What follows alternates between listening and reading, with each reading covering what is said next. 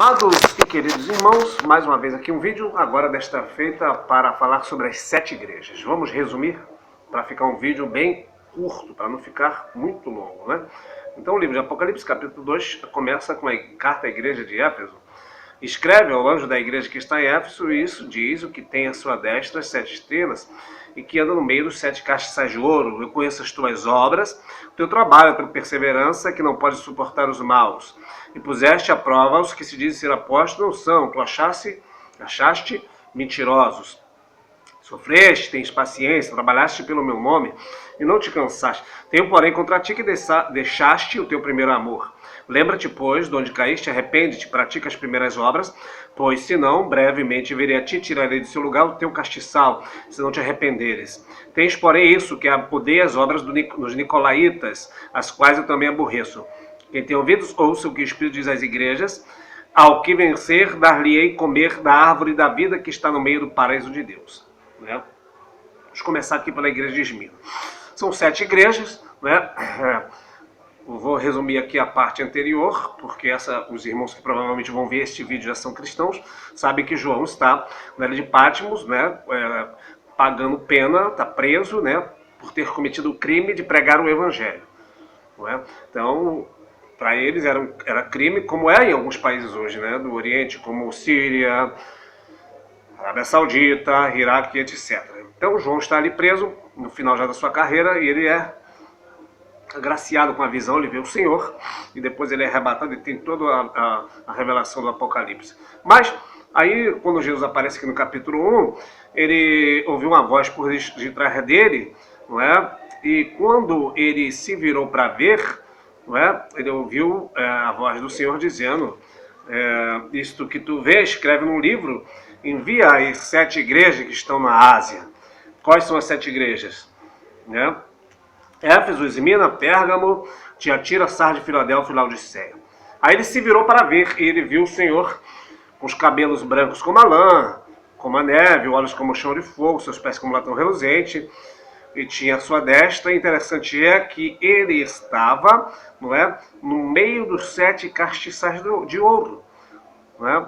E no meio dos 7 castiçais, semelhante ao filho do homem, vestido aos pés com uma roupa comprida, cingido pelos peitos com um cinto de linho, e na sua cabeça eram brancos como a lã, etc. Ele tinha sua mão direita 7 estrelas, versículo 16, é isso que eu queria ler.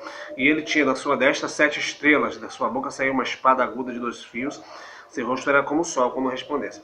Então, resumindo, Jesus aparece para João, e João vê Jesus no meio de 7 castiçais. Guarde isso, 7 castiçais. E na sua mão direita tinha 7 estrelas. Não é?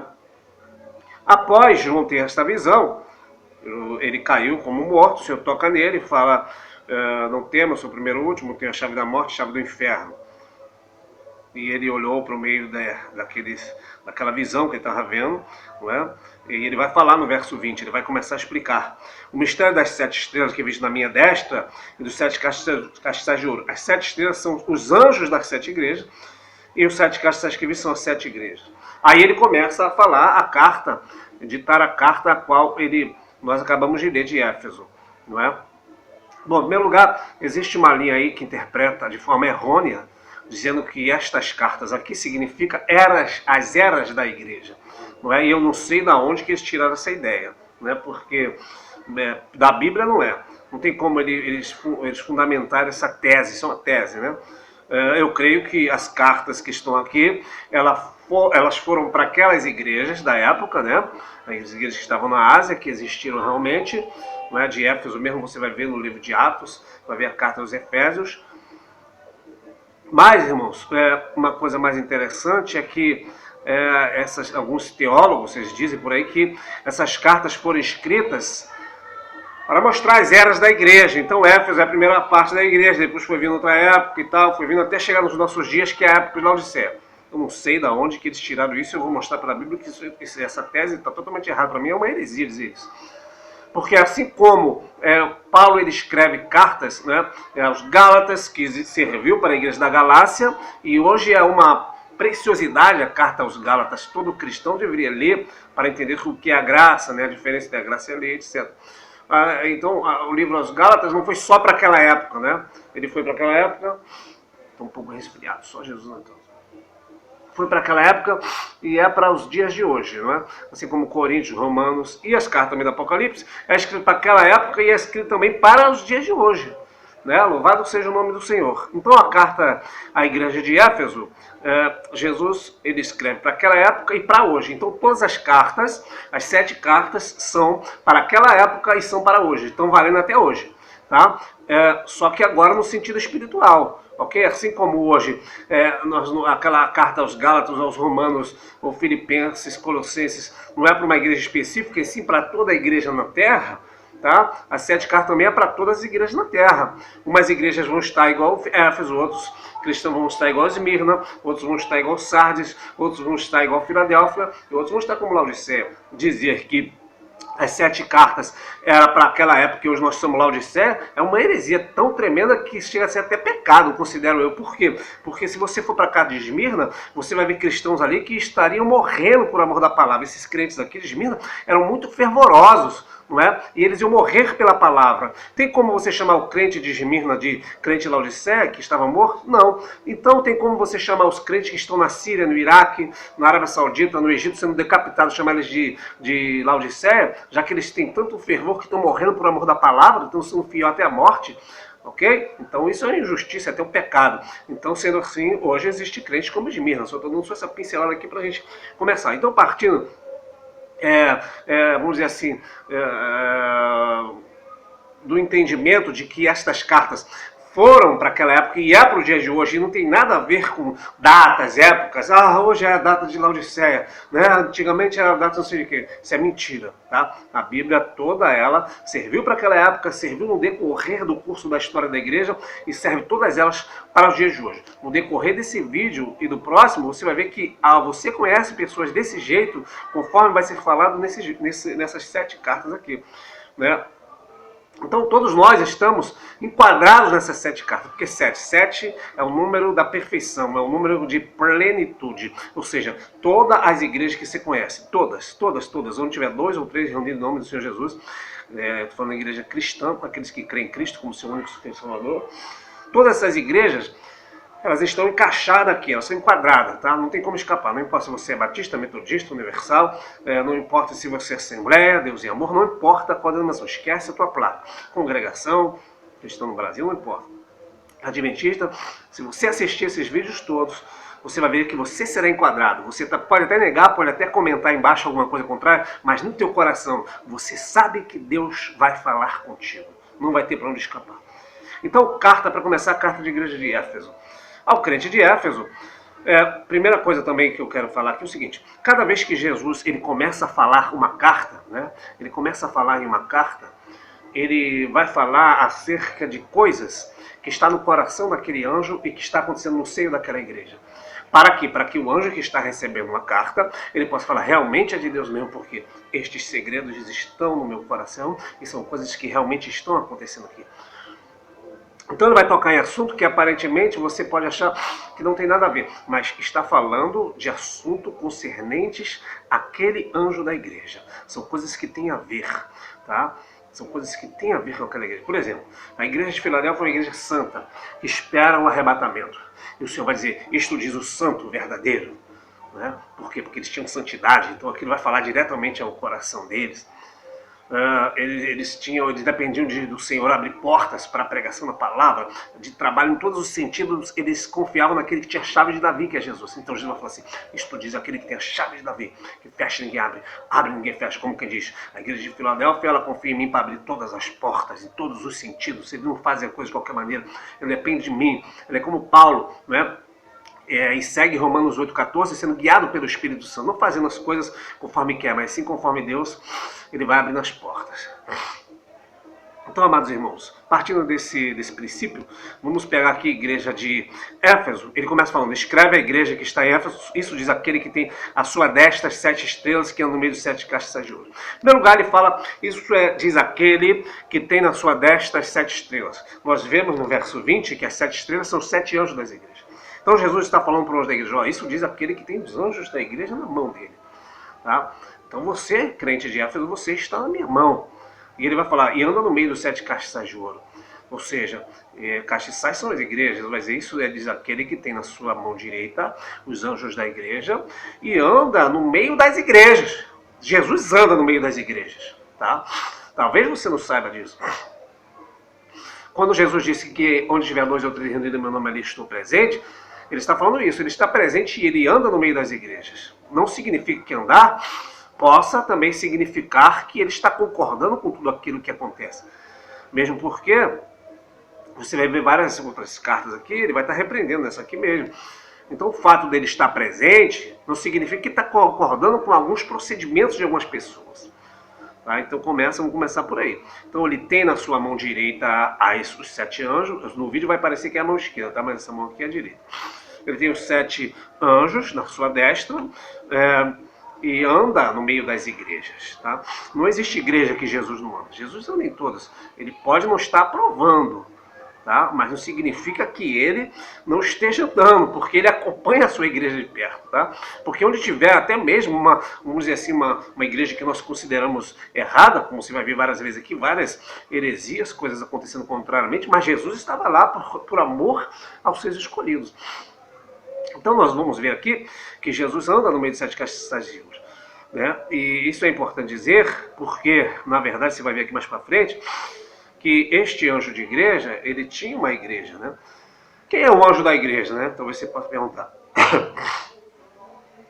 Porque eu já vi também esse tema, né? Essa discussão. E esse tema, alguém disse assim, que o anjo da igreja pode ser qualquer pessoa da igreja. Pode ser e pode também não ser, depende da ocasião. Por exemplo, aqui nas 7 cartas, você vai ver as cartas sendo endereçadas ao anjo da igreja, ou seja, uma autoridade da igreja. Alguém que tem responsabilidade. Tanto que você vai ver, ó, a carta de Sado, por exemplo, confirma os que estão para morrer, ou seja, a responsabilidade é tua, anjo, não é de qualquer um. Anjo da igreja, geralmente, é um líder. Tem as igrejas que tem pastores, outras tem ancião, tem presbítero, né? Não importa a nomenclatura. O anjo, geralmente, é uma autoridade espiritual. Vou te dar um exemplo, né? Eu já vi pessoas dizendo, não, anjo é qualquer um, anjo não é os pastores. Tá bom, então vou te dar um exemplo. Você pega ali, aqui perto mesmo, um lote de terra, de 1.000 metros quadrados, sei lá, 2.000 metros quadrados, só tem mato. Aí o pastor vai lá, né, aluga o terreno, o compra, sei lá, como, já era o terreno dele, sei lá o que ele podia vender, fazer uma loja, ele vai lá, capina, né, faz um barracão de madeira, começa a pregar, né? Começa a evangelizar, jejuar, orar, subir monte, buscar Deus. Aí vai uma alma, 2 almas, geralmente tem a esposa. Daqui a pouco tem 20 almas, 30 almas, daqui a pouco 300 almas, 1.500 almas, 2.000 almas. Aquele homem cavou o poço, pagou o preço, aí depois vem um irmão, cai de paraquedas. Eu sou o anjo da igreja. Não é nada. O anjo é a autoridade que Deus colocou, uma responsabilidade na mão dele, para geralmente estar no ministério à frente da obra. Tá? Ah, mas eu estou lá, mas eu sei que eu sou anjo. Tá bom, então vai chegar a hora que Deus vai te colocar na responsabilidade. Tá? Porque existe um movimento menosprezando os pastores hoje, mas você vai ver. Nós vamos chegar lá na frente, vai falar aqui sobre os pastores. Vamos lá, vamos continuar. Vai falar sobre os pastores, sobre a diferença entre ter o dom ministerial que Jesus dá e ter o título. Então Jesus vai continuar falando, ó, conheça tuas obras, né? Tua perseverança.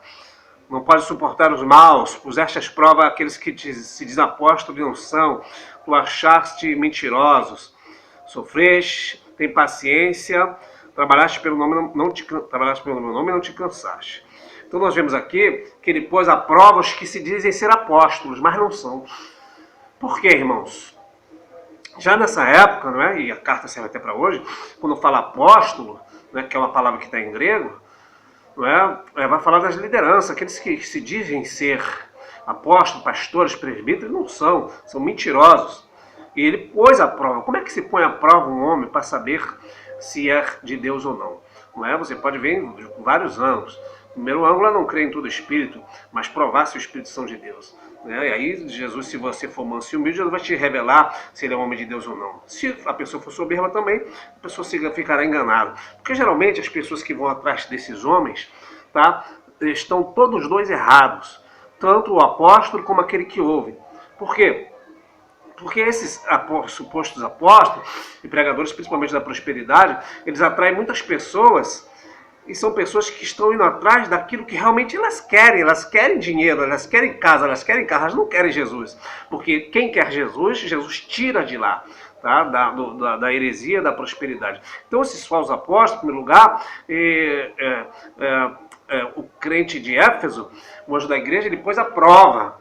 E como também se prova? Primeiro pelo evangelho que ele prega, né? Se está de acordo com a palavra, porque se até um anjo pregar o teu evangelho, seja anátema. Também pode ser provado através, não é, do critério da Bíblia. Não é? A Bíblia vai dizer que o Senhor Jesus subiu no alto, levou cativo o cativeiro, deu dons aos homens, isto é, deu uns para profeta, apóstolo, pastores, doutores. Então nós vemos que Jesus é quem dá o dom ministerial. O dom ministerial não se alcança com teologia, um cursinho bíblico, tá? Dom ministerial se alcança pelo próprio Deus que quis fazer isso na vida da pessoa. Ou a pessoa tem o dom, então ela não tem. Ah, como é que eu fui formado e não sei aonde, eu tenho título de bacharel. Se você não foi escolhido, não tem o dom de Deus, não adianta, que você não é através do seminário que você vai ter o dom de pastorear, porque pastorear é um dom, cuidar de almas é dom. Ninguém pode chegar na cabeça do outro e falar assim, a partir de hoje eu te unjo evangelista. Não, por quê? Porque o dom de evangelista é um dom ministerial que vem de Deus. Você não vai ver Filipe sendo ungido a evangelista. Filipe era um evangelista, ele ganhava almas para o Senhor. O dom de ganhar almas, quando está numa pessoa, não é o homem que dá, tá? Ele tem um desejo ardente, o coração dele clama, chora por almas. Então ele vai na boca de fumo evangelizar, ele prega no ônibus, prega no trem. Tem como a pessoa falar que é evangelista que não evangeliza ninguém, não é? Não dá um folheto, não prega em ninguém. Tem que pregar, tem que evangelizar. Se tem o dom, não é o homem que te dá, ok? Primeiro começa por aí. Se é profeta, não tem como ninguém ungir ninguém profeta, porque profeta é um dom que Deus dá. Não tem ninguém como ninguém ungir o outro apóstolo, porque apóstolo é um dom que Deus dá. E assim vai, e pastor também. Pastor é uma vocação dada por Deus, tá? Pode ver, na minha rede social eu sempre falo que eu sou irmão Fábio. Eu não falo, sou pastor Fábio. Por quê? Porque tem pessoas que, se tu falar para ele, senhor irmão, ele fala assim, irmão não, pastor fulano. Né? Isso aí nós vemos uma espécie de soberba. Né? Então pode me chamar de irmão Fábio. Aleluia. Por quê? Eu não uso o título para me vangloriar, para roubar a glória. Então, esses falsos apóstolos, eles foram achados mentirosos, porque de alguma forma o crente de Éfeso, ele está passando, sabe por quê? Por um momento, nós vamos ver aqui mais à frente, de abertura dos olhos dele, tá? Os olhos dele foram abertos. Quem sabe Deus, através desse vídeo, vai abrir os olhos de alguém. Deus pode abrir teus olhos e ver que esses homens que pregam a porta larga, eles não querem a tua salvação na tua alma. Ele quer comer a tua gordura, se vestir da tua lã, tá? Mas não quer te apacentar, não. Ele não está preocupado com a salvação da tua alma. Tu achaste mentiroso, sofreste, tens paciência, tenho porém contra ti que deixaste o teu primeiro amor. Né? Essa aqui já também é outra parte importante, onde fala do primeiro amor. É importante citar sobre essa questão do primeiro amor, pelo seguinte, porque o primeiro amor, irmãos, é algo, tá? Agora eu vou falar para uma parcela muito pequena de pessoas, porque o primeiro amor, dentro de uma multidão de cristãos, pouca gente sabe o que é o primeiro amor. O primeiro amor não acontece na vida de todo crente não, irmão. Que você vê na igreja, acontece na vida daqueles que verdadeiramente um dia foram salvos. Porque o primeiro amor, irmão, é algo tão tremendo, é tão sobrenatural, é tão maravilhoso, que esse crente, se ele tiver um trabalho na igreja 30 dias por mês, ele quer estar lá os 30 dias. Não é o primeiro amor? Esse crente, se falar para ele, hoje, irmãos, nós vamos subir lá no bico do morro e vamos evangelizar os traficantes. Ele vai lá. Amanhã, primeiro amor. Primeiro amor, se o pastor falar assim, irmãos, amanhã nós vamos fazer uma grande faxina. Ele está lá. Aleluia. Eu lembro até por ocasião que meus filhos eram adolescentes, de criança para adolescente nessa fase, eu tinha às vezes que ir atrás deles, porque eles começavam o ensaio numa igreja de manhã e dava 10, 11 horas da noite e estavam ensaiando. Hoje eles são músicos excepcionais. Mas, o que é o primeiro amor? É o desejo de estar na casa do Senhor. Não é o desejo de estar ali.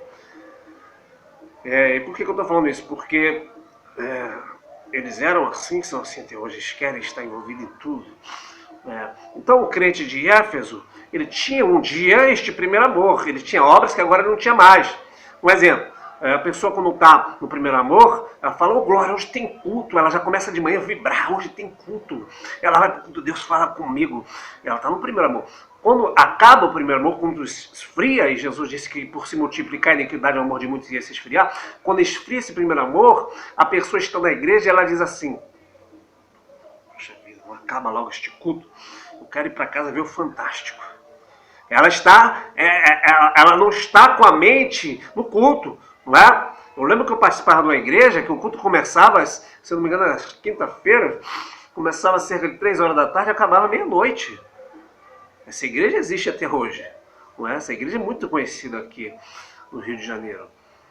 E o detalhe é que ninguém arredava o pé, irmão, não arredava o pé. Porque o culto era muito bom, era uma maravilha de glória de Deus. E nós temos que estar nesse primeiro amor. O crente sem o primeiro amor, ele vai por ir, ele vai na igreja por ir, ele faz por fazer, e algumas vezes não faz. Você note que o crente de Éfeso, o Senhor Jesus vai dizer para ele, sei as tuas obras, tua perseverança, né? Teu trabalho, tua perseverança e não suporta os maus, sofreste, tens paciência, trabalhaste pelo nome e não te cansaste. Ou seja, o crente de Éfeso, ele não tinha se cansado, não. Ele trabalhava, ele continuava fazendo as suas obras. Só que o Senhor tinha contra ele o que ele tinha largado o primeiro amor. Ou seja, não fazia mais com aquele amor, com aquela devoção, com aquele desejo ardente, com aquela sede de Deus. Aí o Senhor vai falar, tem contra ti que deixaste esse teu primeiro amor. Então isso é importante. Isso vai fazer um contraponto com o crente de Laodiceia, que o Senhor quer o fervor cristão, quer o desejo ardente. Claro, não é um desejo da boca para fora, né? E vir para a igreja e gritar, glória, aleluia. Não, não é isso. Não é? O Senhor sonda os corações. E o Senhor só está falando com o crente de Éfeso porque verdadeiramente ele é filho de Deus. Ele é o escolha de Deus, ele é o servo do Senhor. Não é? Porque uma falsa conversão, os irmãos que têm algum tempo no Evangelho devem ter visto isso, ela também acontece. Então a pessoa, como é que ela faz a conversão? A pessoa recebe, entre aspas, Jesus, né? E ela começa, ela chora na igreja, ela vem para os cultos, ela fala, não, agora eu vou ficar firme e tal. Mas daqui a pouco você vê aquela pessoa lá fora de novo. Não é? Então acontece muito isso. É diferente da perda do primeiro amor. Porque nesse caso aqui, essa pessoa verdadeiramente se converteu e agora está passando por algo. E por que ele tinha largado o primeiro amor? Porque ele tinha caído de alguma forma. Não é? Lembra-te de onde caíste, arrepende, pratica as primeiras obras. Senão, brevemente virei a ti, tirarei do teu lugar o teu castiçal. Isso aqui também é importante. Tirarei do teu lugar o teu castiçal. Note que Jesus não está falando, tirarei do teu lugar o meu castiçal. Porque a igreja, Jesus disse em Mateus 16, edificarei a minha igreja e as portas do inferno não prevalecendo contra ela. Então o anjo da igreja, ele tem que ter uma igreja. Não é? Não pode existir anjo sem igreja. Tirarei do teu lugar o teu castiçal, ou seja, a igreja que eu dei para você cuidar. Eu tirarei ela de lá. Se você não voltar ao primeiro amor, as portas se fecharão. Ou seja, eu vou tirar do lugar, do teu castiçal. Não é? Então, este anjo ele tem uma responsabilidade provável. E outra coisa também muito interessante nessa carta é que você não vai ver o Senhor falando como em outras igrejas para outras pessoas, amados irmãos. Você não vai ver ele falando, ó, essas coisas estão acontecendo aí, está acontecendo aquilo lá, está acontecendo isso, está acontecendo aquilo outro, isso com os irmãos, tem os irmãos que têm essa doutrina, outros que têm aquela outra. Você vê que ele vai falar várias coisas, basicamente, na maior parte da carta, só com ele. O Senhor está tratando só com este anjo, é uma coisa muito tremenda. Será que não tinha membros ali? Ou será que tinha poucos membros? Né? Você vai ver que quando ele fala, puseste à prova que ele se diz apóstolo, provavelmente ele achou mentiroso outros que se dizem apóstolos, mas não necessariamente faziam parte do castiçal dele, da igreja dele. Não é? Então, se arrepende, né? Lembra de onde caíste, provavelmente ele caiu, não é? Ele pode ter pecado até mesmo contra Deus de alguma forma e ele tem que se arrepender, se levantar.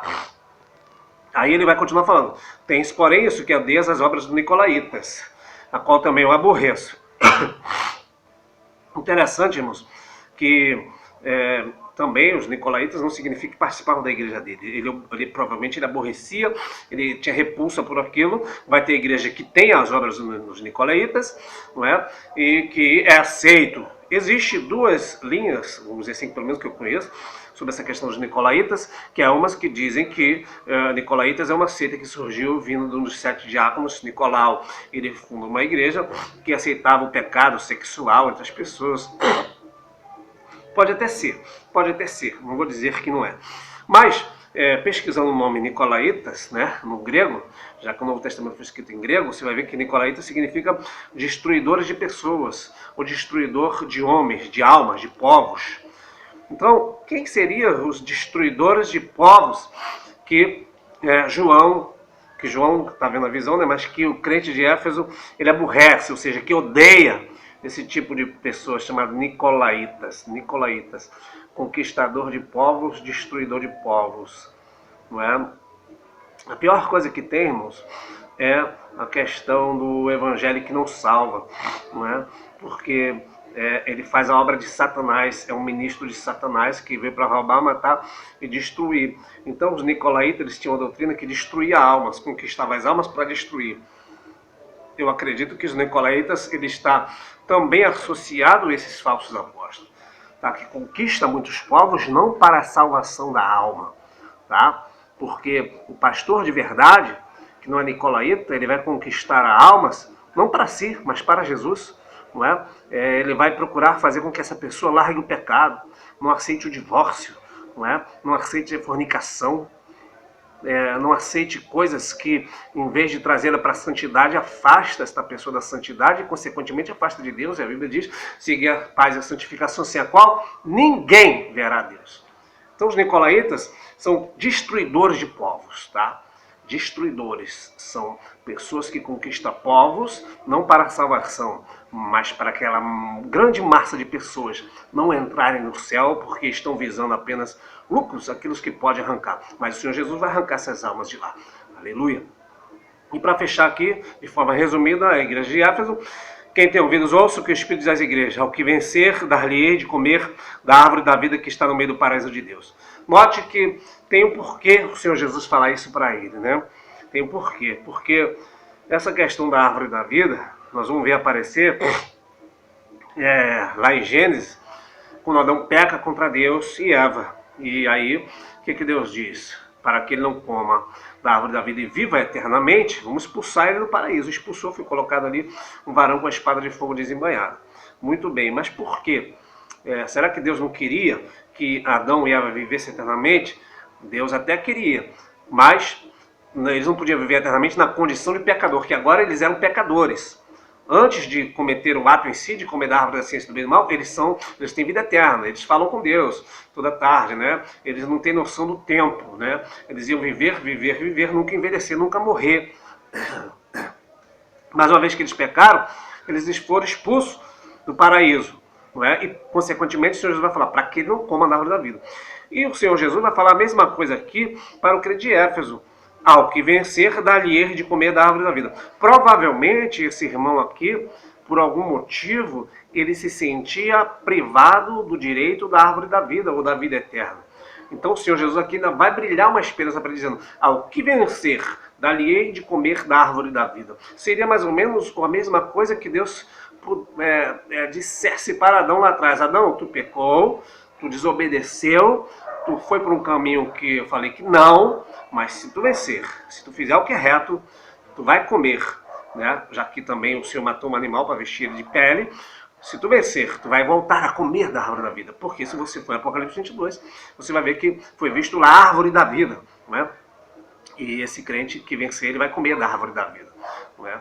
Então, amados irmãos, isso aqui é só uma pincelada, né? Nós poderíamos discorrer também o que provavelmente poderia estar acontecendo com o crente de Éfeso.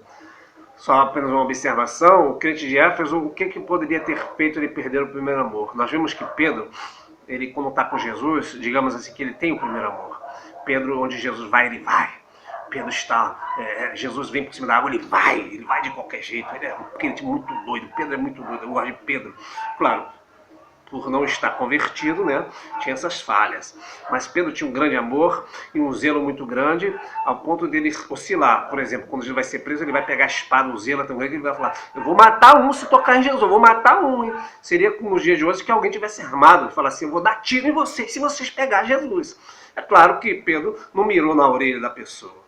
Pedro mirou na cabeça, provavelmente. Pedro pensou em matar aquele soldado chamado Malcolm, mas Deus não deixou Pedro matar. Pedro apenas arrancou uma orelha. Então Pedro tinha um zelo por Jesus, ele está com Jesus. Quando Jesus vai na transfiguração, Pedro ele vê Elias e vê Moisés, ele fala assim, vou fazer uma cabana, eu quero ficar aqui para sempre, isso está tão bom. Aí Jesus vai, depois ele desce e tal. Então Pedro, digamos assim, tem um primeiro amor com Jesus. Só que Pedro, quando nega Jesus, ele chora amargamente e ele se sente não mais um apóstolo. E eu vou te falar por quê. E também, antes dele pecar, de negar Jesus, Jesus vai dizer para ele, Pedro, Satanás pediu para cirandar, passavam sendo uma ciranda, uma peneira, como se fosse o trigo. Mas eu roguei por ti para que tua fé não desfalecesse. Tu, quando se converter, confirma a teus irmãos. Ele vai falar que não vai negar Jesus, então aquela coisa toda. Mas você vai ver que Pedro, ao negar Jesus, ele chora amargamente. Ele provavelmente ficou deprimido, provavelmente perdeu o primeiro amor, provavelmente não iria mais fazer a obra de Deus, tá? Mas por causa de uma palavra só, ele vai dizer o seguinte, Jesus vai tratar com ele, né? Por ocasião daquela época que Jesus falou, Pedro, tu me amas? Mas note que após Jesus ressuscitar, ele vai falar assim, ó, para aquela mulher que foi até a sua sepultura, ele vai dizer, ide, dizei aos apóstolos e a Pedro. Agora, por que Jesus não disse, ide, dizei aos apóstolos? Porque Pedro também é apóstolo, então não precisa falar e a Pedro, ok? Seria a mesma coisa que eu falar, vamos todos nós lá da minha família em tal lugar, e meu filho tal, e minha esposa. Não precisa, já estou falando família, já é todo mundo. Então, quando ele fala chamai os apóstolos e a Pedro, Jesus sabia que Pedro, se o Senhor Jesus mandasse chamar só os apóstolos, alguém ia chegar lá e falar assim, ei, Jesus mandou chamar os apóstolos. Pedro iria dizer, eu não sou apóstolo. Mas alguém veio, Jesus mandou chamar vocês apóstolos. Aí Pedro, e alguém disse, você também. E aí Pedro vai. E Pedro, a Bíblia diz que antes ele era um pescador e Jesus mandou eles largarem a rede, ele ia ser pescador de almas, mas agora Pedro volta a pescar, ele está pescando novamente quando Jesus chega. E Jesus vai até Pedro, vê aquela fogueira, não é? Pedro tinha negado Jesus perto de uma fogueira, não é? E Jesus fala, você está vendo essa fogueira, Pedro? Como quem diz, lembra? Aí Jesus vai falar, me ama, te amo, você é parceiro das minhas ovelhas, me ama, te amo, me ama mais que esse, te amo, Senhor. Então ali Jesus curou Pedro, e Pedro agora vai ser um crente firme e constante até morrer por amor da palavra. Inclusive Jesus vai dizer para ele, quando tu era mais moço, cingia-te, andava por onde tu queria, quando for mais velho, está em São João 21, te cingirão, te levarão para um lugar onde tu não querias ir, significando a morte com que ele ia glorificar ao Senhor. Então nós vemos que Pedro ele volta ao primeiro amor. O que está acontecendo com este crente aqui de Éfeso? Provavelmente por alguma coisa que aconteceu na vida dele, né? Nós vemos que o que aconteceu com Pedro, aparentemente para nós, era sim, uma coisa mínima, tendo em vista que nós temos visto crentes até próximos da sua igreja. Você deve conhecer alguém, né, que estava em pecado dentro da igreja, né, irmão? Isso é um absurdo. Que estava pregando em adultério. Isso é um absurdo. Não é? Pedro apenas falou, não conheço Jesus. Isso aparentemente não foi em pecado, mas aquilo doeu na alma de Pedro, porque Pedro sabia que não era isso que ele queria para si. O crente que é escolhido de Deus, ele peca, no olhar ele já pensa, Jesus tem misericórdia da minha alma. Agora, quando uma pessoa está em pecados gravíssimos, sexuais dentro da igreja, está com a mente e o coração cauterizado, eu não acredito que essa pessoa volte ao primeiro amor, não. Não acredito, somente se Deus fizer um milagre, né? Porque para Deus não é nada impossível. Porque quando a pessoa chega a um grau de pecado na igreja desse tão grande, é uma falta de temor, uma falta de respeito com a pessoa do nosso Deus Criador. Uma falta de respeito ao Espírito Santo. É como se você tivesse, desculpa a expressão, eu ia falar uma coisa dura aqui, mas não vou nem falar que é uma palavra meio chula. Mas é como se você tivesse ir andando para Deus, entendeu? Isso é uma pessoa que, para mim, não tem caráter, não é? Então, o pecado de Pedro, que foi negar Jesus, inclusive muitas pessoas falam sobre Judas. Judas negou, e traiu Jesus, não é? Por causa de 30 moedas de prata. Pessoas hoje estão traindo Jesus por causa de coisas muito menos valiosas, são traidores de Jesus. Não é? Então nós vemos que o crente de Éfeso ele precisa desse tratamento. Jesus ia ter ele palestrar. Nota que Jesus fala, lembra-te de onde caíste. Por que Jesus, sabendo todas as coisas, ele não fala para ele, tu lembra de onde tu caiu? Tu lembra, tu sabe, foi naquele dia assim, assim. Jesus sabia, mas Jesus não fala para ele, ok? Assim também com Pedro. Jesus podia falar, Pedro, tu me negou 3 vezes. não é? Mas Jesus não fala isso, Jesus fala assim, tu me ama? Te amo. Ele faz Pedro confessar que ama Jesus 3 vezes. Então eu espero que Jesus tenha tocado em alguma área da sua vida, você que está perdendo o primeiro amor, e você possa ir para os pés do Senhor em oração, pedindo para Deus renovar. Só tem uma coisa que faz o crente ser renovado, a sinceridade na presença do Senhor. É rasgar o coração em oração, não é? E nesta hora o Senhor vai te ouvir. Não é? Porque o nosso Deus é muito misericordioso, Ele está pronto para te restaurar. Então, de forma resumida, aqui está a igreja de Éfeso. No próximo vídeo vem a igreja de Tiatira. Não é? Que Deus abençoe os amados irmãos, em nome do Senhor Jesus. Se faltou algo sobre a igreja de Éfeso, comenta aí embaixo no vídeo, ok? Paz.